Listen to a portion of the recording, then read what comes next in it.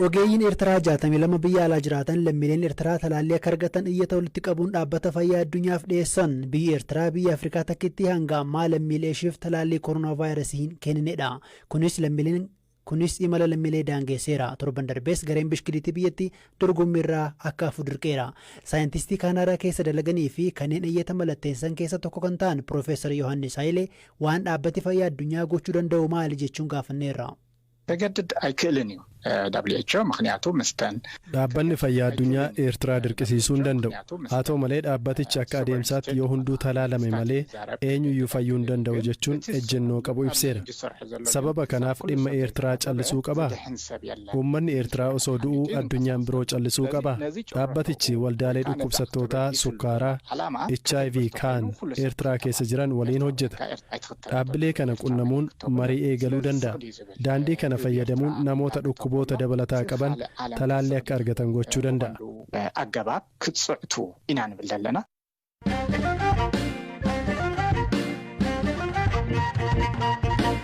Hongee godina Booranaatti hammaateen horiirra darbee namni lubbuu dhabuu ogeessi fayyaa BBC'n dubbise himanii Aanaamiyooti meedikaal daayirektarrii hospitaala Meeggaa yeroo ammaa daa'imman 3 hanqina nyaata ga'an hospitaalicha seenanii wal'aanamaa akka jiran himaniiru. Hongeen naannolee Itoophiyaa 4 akkasumas biyyoota ollaatti mul'ate rakkoo hawaasaa hammeesseera. Koomishiniin hooggansa sodaa balaa Oromiyaa garuu sababa rakkoo beelaatiin namni hanga ammaatti Oromiyaa keessatti lubbuun isaa darbee hin jiru jechuun BBC'tti himaniiru. Hirphaa Gammachuu gabaasa qaba. Jiraattuu Aanaamiyoo kataan Aadde Lookoo Garboolee daa'imni isaanii ji'a tokkoof walakkaa hanqina nyaataan miidhamnaan hospitaala Meeggaatti yaalchisuudhaaf keessan bona dheerateen horiin isaanii 5 du'uu hordofee daa'imni isaanii hanqina soorataaf saaxilamuudha dubbatu. Boni ganna 3 wanni tokkolleen horiin hin jiru. Garaachaa jiru. Waan nyaanni gara heennatu hin qabne. Waan nyaanni qabaan ilmeenteen fitameeni nu keessa oote qabaatetti akkasiifa jiraatiin sanaafiyyuu hanqinni ilmi dhaqqabee akkasiin nuyyuu dhaqqabee qinna akka malee hanqinni lakkisi sadarkaa lubbuu jirrayyuu. Abwaaree hojjetanillee akkuma Aadde Lookoo daa'imni isaanii ji'a 3 walakkaa jalaa dhibamee gara hospitaala Meeggaatti fiduudha himaniin. Meedikaal daayirektara hospitaala Meeggaa kataan Dr. Godaanaa Halakee bonaan wal qabatee hanqinni nyaataa mudate kun sodaachisaa ta'uudha dubbatu. Hanqinni nyaataa kun immoo daa'imman qofaanii fi namoota jaarrolee haadholee ulfaa namuma ga'eessotaan iddoo keessaa mul'ataa jira. Baay'ee nu sodaachisee jira. Akka hospitaalaallee aanaallee waliin taanee godinallee waliin taanee waan dandeenyuun kan hojjechuu jirra. Ji'a tokko keessatti qofaa hospitaala Meeggaatti daa'imman hanqina nyaataa cimaaf saaxilamanii wal'aansaaf isaan bira geeffaman keessaa daa'imni reefu dhalatee ji'a tokko hin guunne tokko lubbuun isaa darbuu Dr. Godaanaan himaniiru. Akka hospitaala keenyaatti agammaatti sababa hanqina nyaataallee qaba garuu akkuma beekamu komplikeeshinii biraa waan qabuu fi daa'imni tokko sababtunii fi daa'imni dhiyoo dhalatee naannoo guyyaa 21 lubbuu dhabee jira. Dhibee hanqinni nyaataatiif dhibee biraallee dabalatee jecha warri kaan yaaduun fooyyee gubbaa jiranii. Daa'imni tokko immoo humna hospitaalichaan ol waan ta'eef rifariidhaan gara hospitaala biraatti ergamuudha dubbatanii. Daa'imman hospitaala kanatti amma yaala argachaa jiran 3 garuu bayyanachaa akka jiran Dr. Godaanaan dubbataniiru.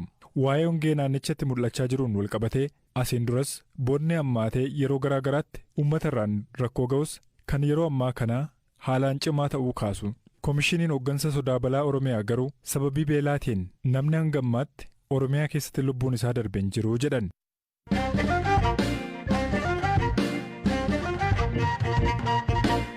Godina Shawaa Lixaa aanaa Daannootti jalqaba torban kana haleellaa raawwateen namoonni 13 ajjeefamuu qondaalli aanichaa BBC'tti himan. Lubbuun namaan dhalaa manneen jireenyaa 100 siqan gubachuu bulchaan itti aanaa Daannoo obbo Saamu'eel Tashoomaa dubbataniiru. Haleellaan kun ganda aanichaa Adilaa Daallee jedhamutti raawwatutu dhagahame. Haleellaa kana hidhattoonni mootummaan finxaaleeyyii Amaaraa jedhee waamuu raawwachuu kan ibse yoo ta'u kana dura hidhattoonni waboo haleellaa raawwachuu himaniiru.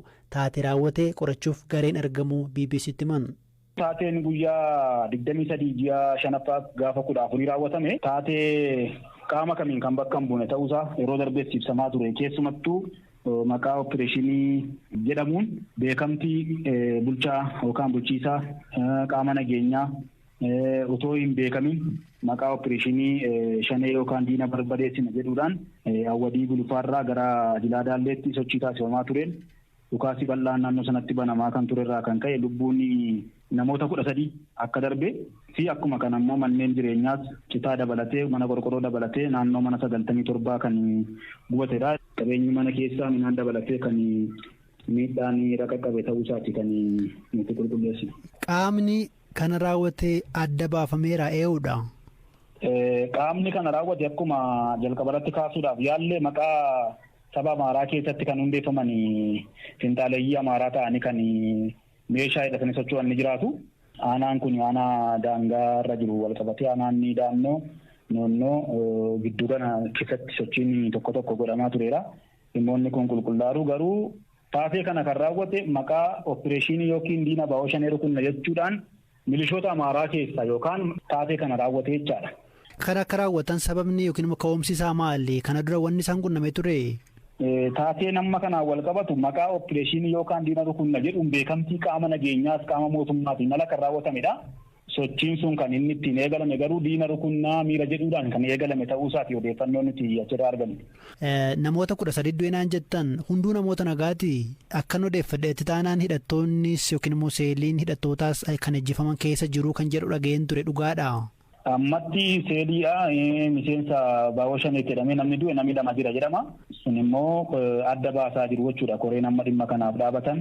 Haalli isaa amma tasgabbaa'ee? Amma tokko haallamma jiru amma tokko tasgabbii dhibbatti hundumtuu nagaa ta'e uummanni deebi'eera rakkoon takka hin jiru jechuu hin dandeenyu. Garuu hamma ta'e uummanni mari'ataa jira irraa.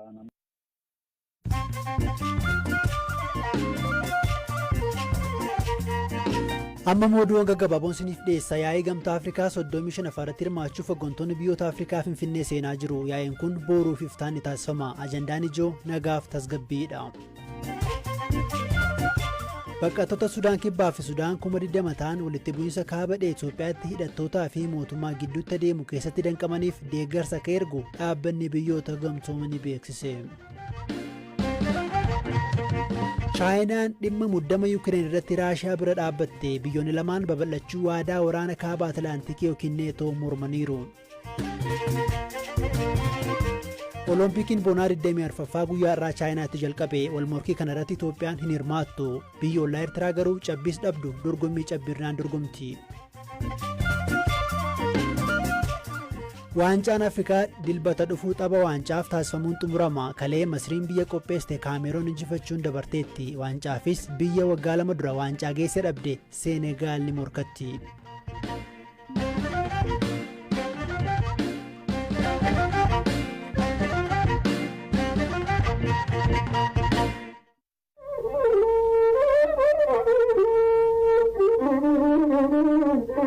Yaa muraa maqasii hin taane yaa mallasii deebitee roorroon barasii kan kana jedhee masiinqoo weellisee obbo Gabbisaa Mul'ataati jedhee barreessaa Tasfaayee Gabraab kitaaba isaa Siddatanyaa Maasታወሻ jedhu keessatti katabe. Tasfaayeen guyyaa hundeeffama dhaada'oo bitootessa 17 bara 1986 magaalaa Shaambuutti kabajame achi ture. Tasfaayeen nugusa Shaambuu jechuun obbo Gabbisaa ibsa. Haadha lamaanuu lubbuun hin jiran. Nuti duubatti deebinee masiinqoo isaaniin alatti seenaa addaa qaban tokko yaadachuu barbaanne. Obbo Gabbisaan waggoota 7 dura hanga du'anitti jireenyi isaanii godina Horroo Guduruu Wallaggaa magaalaa Shaambuu ture. Nama beekamaa lafa sagantaan jirutti affeeramanii ho'isanidha. Baroota garaa garaa keessa asmaarii isaaniin qeeqa akkasumas quuqqaa hawaasaa ibsaa turan. Kanaanis guyyaa dhaada'oo bulchaa Itoophiyaa barasii qeeqan. Obbo Gabbisaan qaroo dhabeessa. Farda isaanii waggaa 10 oliif isaan amanamee manatti isaan deebisu Daalee jedhanii waamuu ture. Ilmi isaanii barsiisaa Gaaddisaa Gabbisaa waa'ee farda kanaa Firaa'ol Balaayitti kana dubbatan. Egaa irra caalaa iddoo baadiyyaa irra baay'isu waan ta'eef fardi sun yeroo wajjin deemu akkuma isaaniin kabajan farda sanas hin kabaju ture. Kanaaf toora irra bobba'anirraa yookaan deemanirraa iddoo bulan qabu mana maatii akkuma maatii ta'anii jechuudha. Achirratti immoo akkuma isaaniin simatan nyaanni fardichaafis hin laatama. Kanaaf fardi suni mana gaaf tokko bulaniyyuu yoo toora sanarra deemu yoo ta'e yookaan karaa sanarra achi darbu yoo ta'e bakka gaaf tokko bulaniyyuu mana sana bira hin darbu hin beeka hin nyaata waan ta'eef jechuudha. Irra caalaa garuu gara asii gaafa manaa bahanii deemanirraa gara manaatti gaafa ol deebi'anii lafa fedhayyuu yoo ta'e nama isaan hin barbaachisu gara manaatti as gara shaambuutti dhufuuf jechuudha. Akkuma isaa fidee dhufa. Yeroo deeman garuu namni isaan barbaachisuu danda'a iddoo barame yoo deeme malee. Iddoo barame yoo deemes yoo iddoo haaraa deemu ta'es nama malee hin socho'ani fi namni wajjin deemu jira. Garuu iddoo gaaf tokko bulan sana hin dabarsu hin dhaabbata bakka balbalichaa gaafa ga'u jechuudha karaarra yoo ta'e. Fardi sun maqaa qaba ture? Farda dhiyoo kana du'eetu jira. Daalee jedhama farda daalicha guddaadha. Tibbuma isaanii miidhaman sana du'ee waggaa baay'ee ture fardiin kunuunsamas waan ta'eef isaan baay'ee beekamtu. Sirbi isaan jechaa turan waraabamee kan taa'eefaa jira amma? Itoo sagaleen barbaadame baadiyyaatti waan dhibu miti. Ijoolleen isaanii kan waan isaan hojjetan kana kan raabaree amma hojjechaa jiru jira? Maasinqoo sana taphachuusaa yaalaa turree garuu hin milkoone baay'inaanii namni amma hojjechaa jirus hin jiru. Meeshaan isaa garuu jira.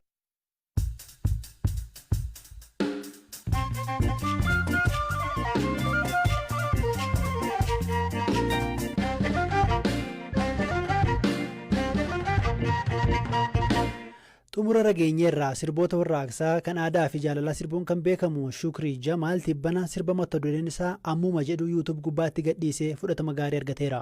Shukriin sammuu atakaaroo siyaasaa fi rakkoodhaan dhiphate boqochiisuufan sirba jaalalaa baasee jechuun BBCtti hime.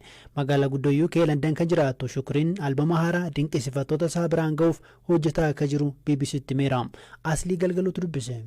Albama hojjetaa jira. Albama keessaa sirba tokko gadhiise. Itti aansee singilii lamaan tokko gadhiisaa achi booda albamaan gadhiisee dhiyaate yoo rabbi jedhame. Namni garii waan gaafatu hiika bira qaba jedhan sirbii kan kee kunin akkasuma ka jaalalamoo hiika of keessa qabuutu jira.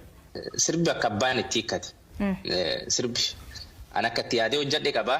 An amma sirbi kun akkana jedhee hiikeef aangilii tokko irratti hidha jechuudha. Kanaaf akka isaan itti hiikkataniitii fi akka ani yaadeettis gara isaanii ta'etti hiikkatanii ittiin mirqaananii jedha itti fayyadamanii jedha.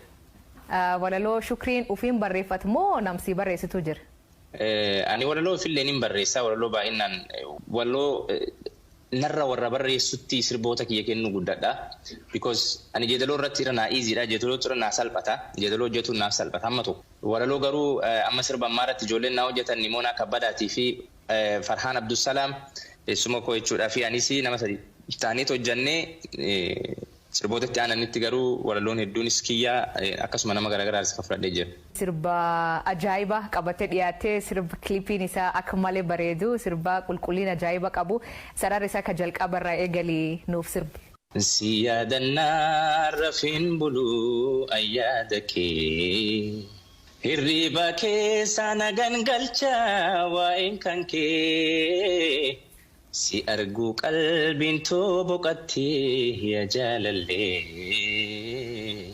Hirriba keessa nagan galchaa waa'een kan kee. Si argu qalbiin too boqattee yaa jaalallee. Si argu qalbiin too boqattee yaa jaalallee. Dhaggeeffattoota keenya sagantaan BBC Afaan Oromoo Jimaata galgalaa xumurameera. Odeeffannoon dabalataaf gara marsariitii keenya bbcafaanoroomoo.com yookiin immoo karaa fuula feesbuukii keenya BBC News Afaan Oromoo mil'achuu dandeessu. Sagantaa irraa kan isiniif dhiyeesse ammayyuu taanaadha kan qopheesse hirphaa gammachuudha. Gama teeknikaan Deevis Mo'asaaruun nu gargaareera. Torba walitti deebinaa halkan gaarii.